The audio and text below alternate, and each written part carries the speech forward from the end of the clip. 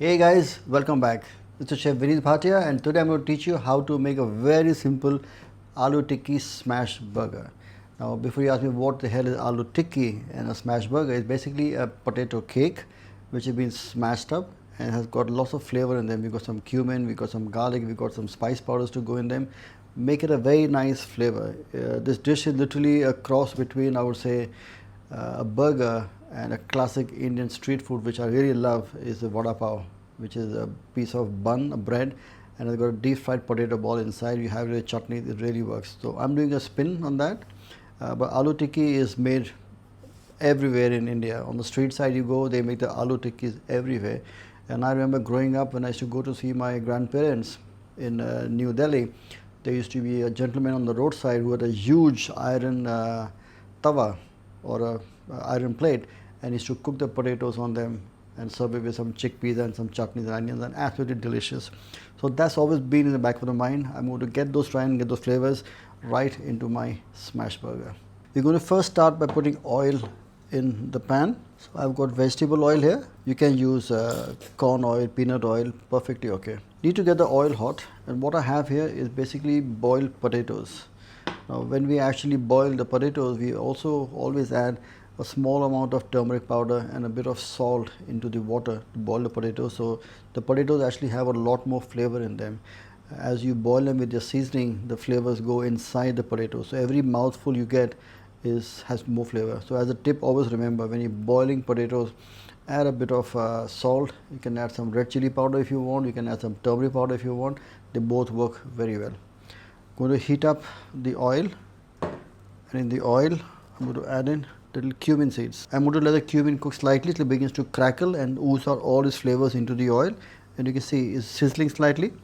You can see the bubbles around the cumin seeds. Now I'm going to add some chopped garlic and some chopped ginger. I'm going to make sure that the garlic and the ginger just sweats down. I don't need to change color, but just remove the raw pungency of the vegetables. And then goes in the red onions. One medium size red onion, finely chopped. And the onions, I will lightly saute it. I will not even really sweat them down. I want the bite to come through. So just gently just toss them with the cumin, garlic and the ginger. Just want to make sure that the raw again flavor of the onion is taken away by the heat of the pan. Then goes in my turmeric powder. So I've got approximately 3/4 spoon of turmeric powder. I've got 3/4 spoon of red chili powder. Again, chili is your preference. You want to make it spicier, you can make it spicier. You don't want to add chili, you can take it off altogether. You want to add green chilies, feel free, add some green chilies. Just going to toss the spices with the onion. And you see, once you add the spices, look at the color, how it changes the dish. And these are all natural colors which really help the dish to look nice and vibrant. Salt. Potato absorbs a lot of salt, so I'm going to season it quite well. What am I looking at right now? I'm looking at the onions which are being flavored with the spices, but what I can smell right now is a kind of a raw flavor of turmeric and the raw flavor of the red chili.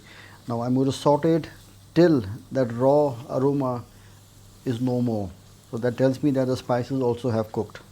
Otherwise, when you make your tikki or when you're cooking something and you eat it, and then you get the raw flavor of the spice, and that is not really nice. You don't want to taste the raw turmeric and the raw chili or the raw cumin and coriander powder as such. So the cooking degree is very important for the spice powders, and because we're cooking it along with the onions and the garlic and ginger, the spice powder doesn't burn. There's moisture into the pan, natural moisture from the vegetables, which prevents the spice powder from burning. There we are. Okay, it's all gone. So I know the smell, the raw aroma is all gone.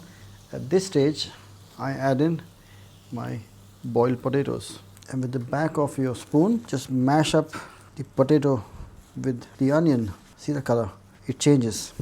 Also, potatoes are highly absorbent, so they also absorb the oil, they absorb all the flavors of the oil and also the color of the spices which have been infused in the oil, and that is how you actually flavor food with spices. So now all the flavors are going right inside the potato. Never try and cook this on a very high heat, always onto a medium heat, because you want the potatoes to really warm through. As the potatoes warm through, they also become slightly soft, and as they become soft, they also take in all the flavors in. So it's very important on a kind of a medium heat you mash the mixture together. Now there are many variations you can have with the potatoes as a filling, or to make the tikki or the cake or a patty you may call. You can add asparagus in this, you can add edamame in this, you can add green peas in this, you can add chopped sun-dried tomatoes in this. You can actually add anything you want. You have leftover minced meat, for example, cooked meat, or called a keema, you can add that. You have any cooked chicken lying there which is dry, chop it up, you can add it. So the base is this. From here you can add whatever you want and make the dish entirely the way you like to eat or how your family likes to eat. But this is how you would probably make a basic version of a potato tikki. And that is the whole idea of doing these classes, is for people watching at home. We always get asked, how do you do sometimes very simple stuff? And this is one of the most basic stuff you can probably use. It is the technique of extracting flavors off from the ingredients and passing on the flavors on to dishes is very key. So these small tips which we give you, or the techniques I tell you, are actually going to enhance you at home with your cooking skills, hopefully, and you can then use them with flavors which you like. A lot of people make a big mistake by adding fresh herbs at this stage, especially coriander.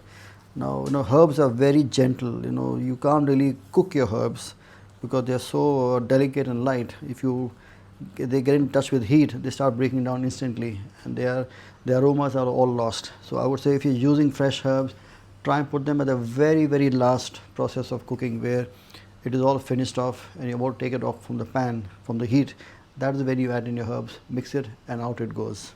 So that keeps the freshness of your green herbs intact. Also keeps the color, because all the herbs have got natural chlorophyll in them, and the chlorophyll will get lost if you're actually going to cook on heat. Look at this mixture. You see how it comes together? Although I'm mixing it, I'm being very delicate in mixing my potatoes. I'm not mashing it as such. I'm keeping it very like a chopping it through and then folding it through. It's because I don't want to make it very dense. The more you press it, it'll become much firm. So lightly break it up. What I'm going to add lastly here is chaat masala. Now chaat masala we buy proprietary, nothing wrong with that. But if you want to make it yourself, the base for this is raw mango powder. So the raw mango powder is some few spices, they got peppers in them, they got some seasonings all mixed together and then added on. So this needs to be slightly sour, and that is what raw mango does. It gives a kind of a flavor to it. You can also use amchur, which is a pomegranate powder from the seeds. Even that is sour, even that could be used. So I'm going to sprinkle all of that in. Just be careful when you add chaat masala, because some of the chaat masalas you buy in the market also have a high salt content. They're highly seasoned, and that's why you add them at the very last for sprinklings. So always be very careful of how much you add. Gently fold that in. I'm going to lightly mash it up with my potato masher. Very gently, just break it down. All I want to do is just mix in the potatoes with the chaat masala. Now, before I remove it from the heat, there's one last ingredient which I'm going to add, which is one of my favorite ingredients, and that is fresh coriander. But before I add the coriander, I'm going to switch off my heat, and fresh coriander goes in now. Just very gently fold in the fresh coriander into the potato. How simple and easy is that? But look at the colors. It is so welcoming and it looks so fresh. But the most important thing is it tastes very nice. It's almost of a consistency of a dough. I'm going to let that rest till it slightly cools down, and then I can shape it in my hands like a burger. So my tikki has cooled down, so I can now shape it very easily with my hands. So what I have right now, I have a flat griddle, a tawa, which is a heavy bottom cast iron pan, and I'm warming it up, and in this I'm going to add a little bit of oil. Going to have a little oil. So this helps the tikki, or prevent the tikki from sticking. And what I'll also do is I'm going to lightly oil my hands at the same time. Now the oiling of the hands is important because it makes it almost like a non-stick. So you can actually hold food and you can shape it into the cakes or the patties or the tikkis. Now I'm going to use 2 tikkis in a portion here for making my smash burger.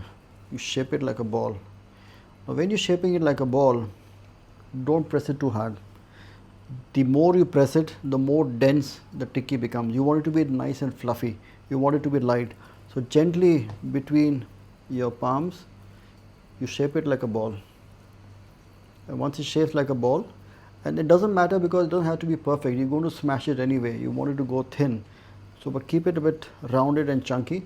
Slightly press it down. Not too large because the bun isn't very big. You want it slightly smaller than the bun shape because when you press it down, it will become a bit bigger. Put it onto the tawa and lightly press it. And you look at the color of the potatoes. Look at the coriander. You can see the onion in them. You can see the cumin seeds in them. That just tells you the mixture is very nice. It's got its character as such. All the additions of the spices are making the potato more interesting. You could put this into a gram flour batter and you can deep fry it like a fritter. That works well. That is how they would do vada pav, the vadas for example. But that is tempered slightly differently. So that will have garlic, lots of garlic, it will have mustard seeds, it will have curry leaves in them. So that's a very different mixture. This is more, I would say, a North Indian Punjabi style. But again, Uttar Pradesh, one of the states in India, they do excellent chaats. So the chaats, basically, aloo tikki is one of the most popular chaats. Everybody likes to have an aloo tikki. There we go. Slightly press it down. So my 2 tikkis are done. I'll let them cook. The best way to actually judge or know that the tikki is cooked on the bottom side is to literally press it down and see if it moves from the pan very easily. If it doesn't move from the pan, it tells you it is still sticking at the base. So once it begins to move from the pan, you actually get to know that your bottom is almost brown or lightly caramelized. Also, when you're cooking, the senses are very important because you get the sense of feel with the touch. Is the temperature right? Is the degree of cooking right? So I'm going to flip the first one. And there you go. Look at that. Nice and brown. It's crispy on the top. And the second one, and you look at that. You see that how even cooking is that, and that literally without even checking if it was cooked or not cooked, purely based on your skill of understanding how your pan works, how does the heat work. So your cooking with the senses is very important. The sounds tell you the degree of cookingness because you get the feel in your ears. The sizzle of sound tells you, do I need to cook for more or not? So I'm going to let that slightly cook on the second side. It's extremely popular around the world right now to do smash burgers. And we say, why don't we do something with a potato? Because potato is such an humble and a simple dish. And a lot of people ignore it. They all enjoy eating it, but no one really talks about it. So you need to have the right potato and the right degree of cooking or boiling it and then adding flavors. And then this one is now all set and grilled. I mean, in a roadside, you probably have this served to you as it is. You know, they will serve that with some chutneys and you enjoy with some onions on the side. It's perfectly good. We're going to do a burger out of this. You know, give it a little extra respect in the way you can say, or make it slightly more interesting is the right word, I would say, more than the respect. We all respect our food, but let's say we're making it more interesting. So at this stage, all I do is with my back of my spatula, I'm going to press it down, make space. I want to do a smash burger. So literally, there you are. You see that? It's got smashed. I've got a second one. Let's smash this down. As soon as you're smashing it down, you see the sizzle. The sizzle is actually moisture. The potato is releasing its moisture and it's hitting the hot oil, and that is giving the sizzle effect. I will just lightly let that cook.